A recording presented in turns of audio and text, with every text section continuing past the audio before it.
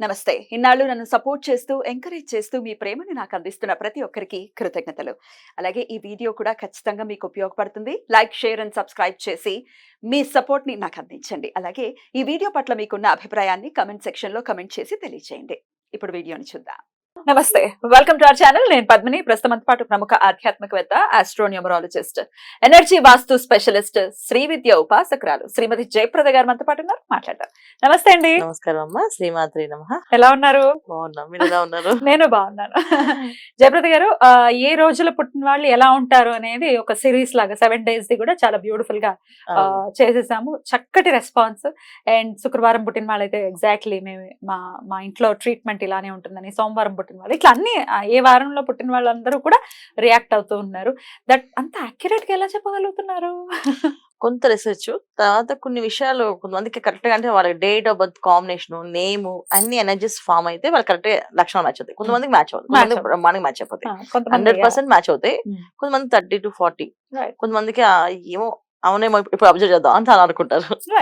అంటే ఇప్పుడు అలవాటు పడిపోయింది కాబట్టి రోజుల గురించి మనం మాట్లాడాలి. యాక్చువల్ గా శాస్త్రం ప్రకారం చూసుకుంటే తిథి ప్రధానంగా చెప్తూ ఉంటారు కాబట్టి ఏ తిథి గురించి పెద్దగా ప్రస్తావన ఉన్నా లేకపోయినా పౌర్ణమి అమావాస్యల గురించి మాత్రం విశేషంగా అనుకుంటూ ఉంటారు.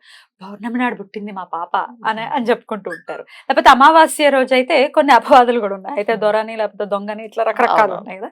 సో అమావాస్య గురించి కూడా మాట్లాడుకుందాం. ముందుగా అయితే పౌర్ణమి నాడు ఆబ్వియస్ గా సకల కళల్ని సంతరించుకుని ఉంటాడు కాబట్టి చంద్రుడు. మరి ఆ రోజు పుట్టిన వాళ్ళు ఏ పౌర్ణమైనా కావచ్చు, అసలు ఏ పౌర్ణమైనా విశేషంగా ఉంటుంది. మరి ఎలా ఉంటారు? ఆడపిల్లలు కావచ్చు, మగపిల్లలు కావచ్చు. పొద్దున పుట్టిన వాళ్ళు ఎలా ఉంటారు, రాత్రి పుట్టిన వాళ్ళు ఎలా ఉంటారు? ఈ విషయాలన్నీ ఒక్కసారి మీ ద్వారా తెలుసుకోవాలి. తప్పకుండా. పౌర్ణమి అంటేనే సూపర్ అన్నమాట. వాళ్ళ లైఫ్ చాలా బాగుంటుంది. వాళ్ళకి ప్రతి విషయం క్లారిటీగా ఒక డెసిషన్ తీసుకొని చేయగలుగుతారు. సో వీళ్ళకి ఎప్పుడైనా సరే మార్నింగ్ పుట్టే వాళ్ళకంటే ఈవినింగ్ పుట్టే వాళ్ళకి ఇంకా బాగా బ్లెస్సింగ్స్ అనమాట. చాలా బాగుంటుంది. అమ్మాయిలకి అయితే ఫాస్ట్ డెసిషన్స్. ఎంత ఫాస్ట్ గా డెసిషన్ తీసుకుంటారంటే కొంచెం అమ్మాయిలు పౌర్ణమి రోజు పుట్టకుండా ఉండడమే మంచిదని చెప్తాం ఒక్కొక్కసారి.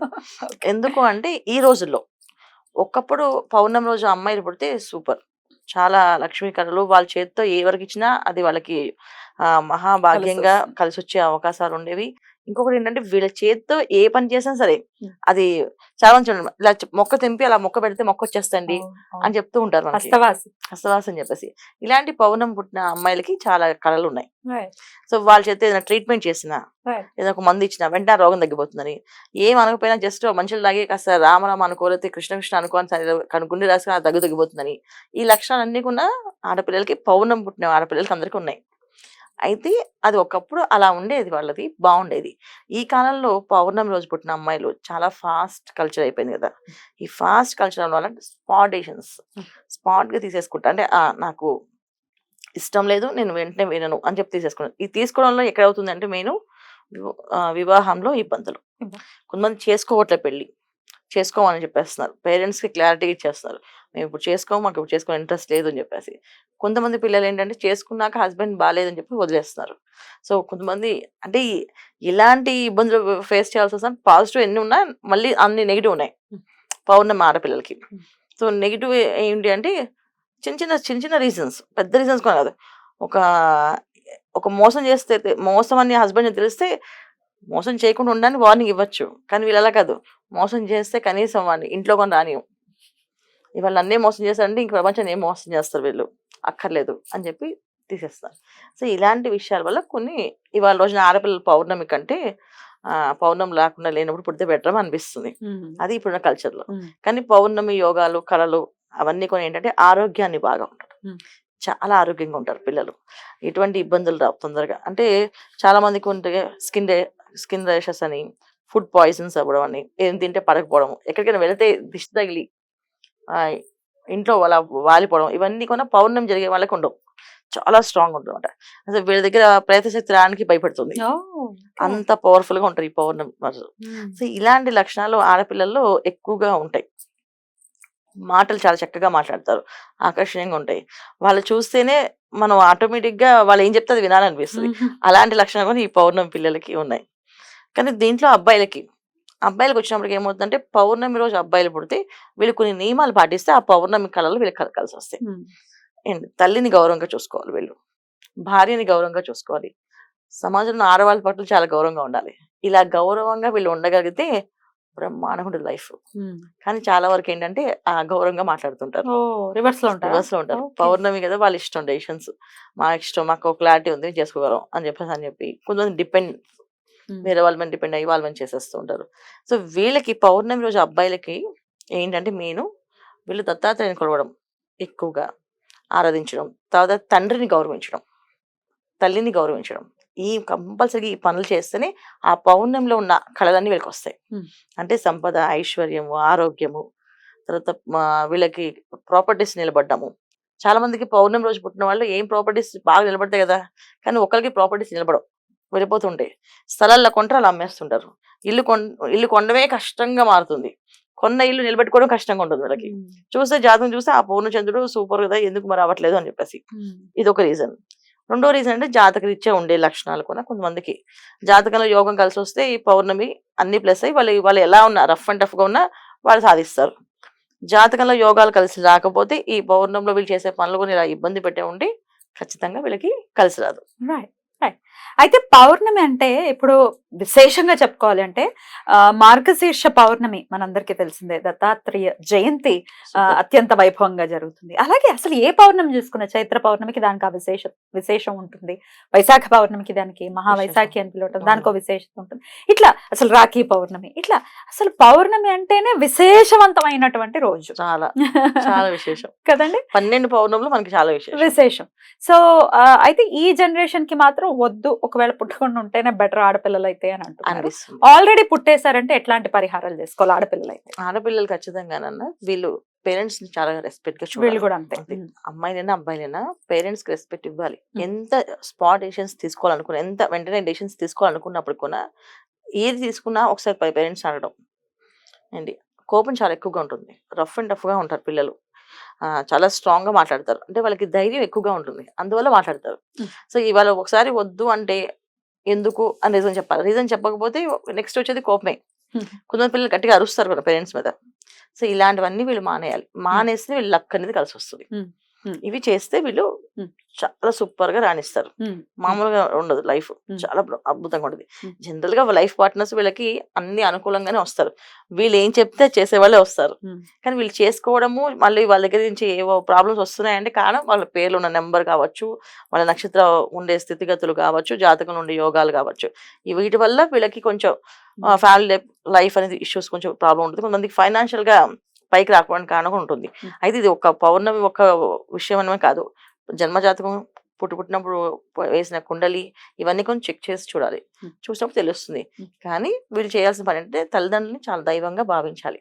అప్పుడే ఆ చంద్రుడు ఒక సూర్యుడు ఒక అనుగ్రహం వీళ్ళకి కలుగుతుంది. అయితే పౌర్ణమి అంటే ఆబ్వియస్ గా చంద్రుడికి సంబంధించినటువంటి, చంద్రుడు సూర్యుడు డెఫినెట్ గా ఇద్దరికి సంబంధించినటువంటిది.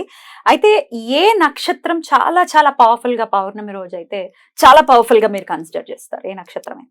ఏ నక్షత్రం కాదు, పౌర్ణమి, నిండు పౌర్ణమి సాయంకాలం 7 గంటలకి ఆ సమయంలో పుట్టిన పిల్లలు చాలా యోగం, అవునా, చాలా బాగుంటుంది. సో అందుకని చాలా విశేషంగా చెప్పొచ్చు.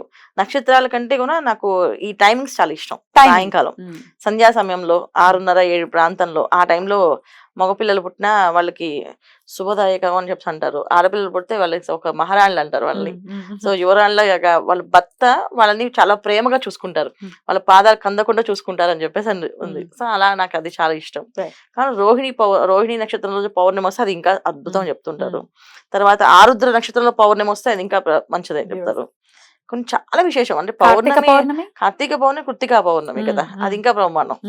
అంటే ఒక్కొక్క నక్షత్రాలు మొత్తం 12 నక్షత్రాలు 12 పౌర్ణములు మనకు వచ్చి తీరుతాయి.